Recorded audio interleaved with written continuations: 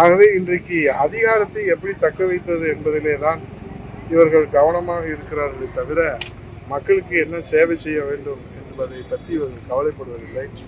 ஜனநாயகம், உழைப்பு, அனுபவம், பொது வாழ்க்கைக்குரிய இலக்கணம் முற்றிலும் தகர்த்தெறிந்துவிட்டு ஒரு தற்குறியை போல வாய்க்கு வந்தது எல்லாம் வரம்பில்லாமல் இன்றைக்கு மாண்புமிகு துணை முதலமைச்சர் உதயநிதி ஸ்டாலின் அவர்கள் பேசியிருப்பது புரட்சித் தமிழக எடப்பாடியார் அவர்கள் மீது இருக்கிற அந்த பயம் என்பதை மட்டும் நமக்கு தெள்ள தெளிவாக தெரிகிறது. ஆகவே இன்றைக்கு அதிகாரம் அமைதியிலே அரசியலுடைய அநாகரிகத்தின் உச்சமாக உதயநிதி பேசியிருப்பது 2 கோடி தொண்டர்களையும் 8 கோடி தமிழர்களையும் இன்றைக்கு ஒரு கவலை கொள்கிற வருத்தப்படுகிற ஒரு நிலையை உருவாக்கி இருக்கிறது. ஆகவே 3 தலைமுறைக்கு சொந்தமான அரசியல் பயணத்திற்கு இவருடைய ஆணவ பேச்சு முடிவுரை எழுதும் என்பதுதான் இப்போது இருக்கக்கூடிய நிலைமையாக இருக்கிறது. அவருக்கு நாம் தெரிந்து கொள்வது என்னவென்றால், காலம் இப்படியே போய்விட்டாரு.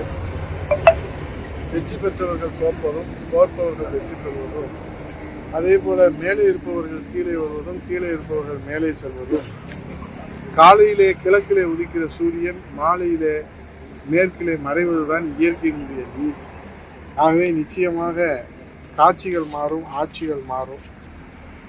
இதுதான் இயற்கையினுடைய நீதி. காலமும் மாறும். நடைபெற்று கொண்டிருக்கிற ஆட்சியில மக்கள் கூடுகிற இடங்களெல்லாம் தமிழ்நாடு போராடும், தமிழ்நாடு வெல்லும், தமிழகத்தை தலைகுனிய விடமாட்டோம் என்பது போன்ற அந்த வசனங்களை எல்லாம் சுவர் விளம்பரங்களாக திமுகவினர் எழுதி வருகிறார்கள். இந்த தமிழகத்தினுடைய அத்தனை சீர்கேட்டிற்கும், முறைகேடுகளுக்கும், தலைகுனிவிற்கும் காரணமே இந்த திமுக தான். தமிழகம் இன்று இந்தியாவிலே நம்பர் 1 கடன்கார மாநிலமாக மாறி இருக்கிறது. சட்டம் ஒழுங்கு சீர்கேடு, அபிரோதமான மது விற்பனை, போதைப்பொருள் கலாச்சாரம் பட்டி தொட்டி எங்கும் இன்றைக்கு தொட்டி கொண்டிருக்கிறது.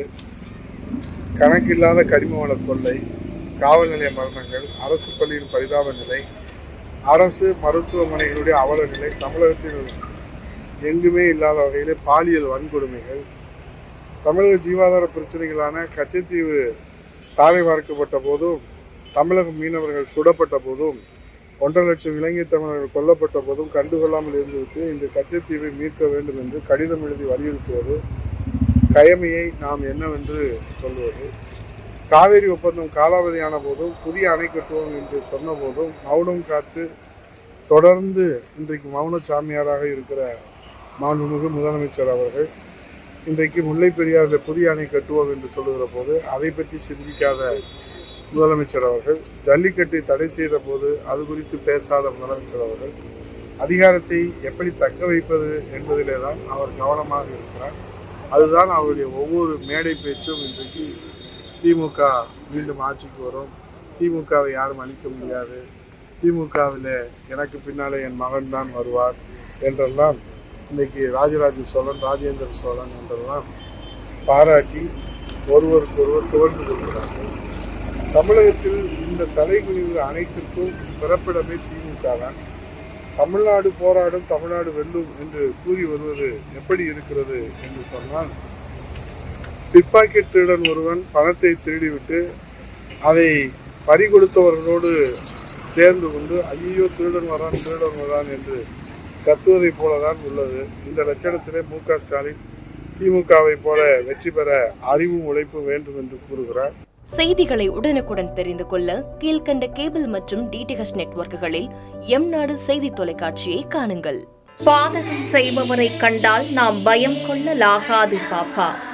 மோதி மிதித்து விடு பாப்பா, அவர் முகத்தில் உமிழ்ந்து விடு பாப்பா. அண்மை செய்திகளை உடனுக்குடன் தெரிந்து கொள்ள இணைந்திருங்கள் எம்நாடு தொலைக்காட்சியுடன்.